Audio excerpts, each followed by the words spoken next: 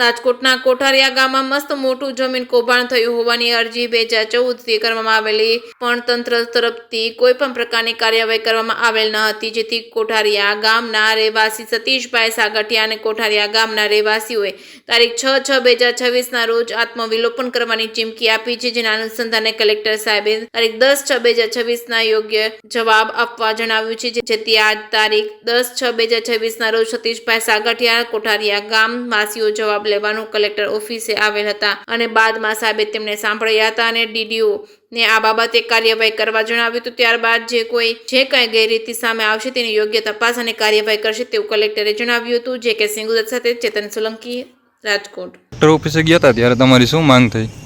Collector સાહેબને રજૂઆત કરી હતી કે મફત વરસાદ પ્લોટ અને 1835 એકર જે સરકારી ખરાબાની જમીન છે એમાં ગેરરીતિ થયેલી છે, એ બાબતે કલેક્ટર સાહેબે એમ કીધું કે મફત ગરથાડ પ્લોટને તપાસ માટે ડીડીઓ સાહેબને આદેશ આપ્યા છે અને ડીડીઓ સાહેબ એનો તપાસ કરીને અહેવાલ રિપોર્ટ આપશે, એ મુજબ હું આગળ ફોજદારી કે જે બી કંઈ કાર્યવાહી થતી હશે એ કરીશ।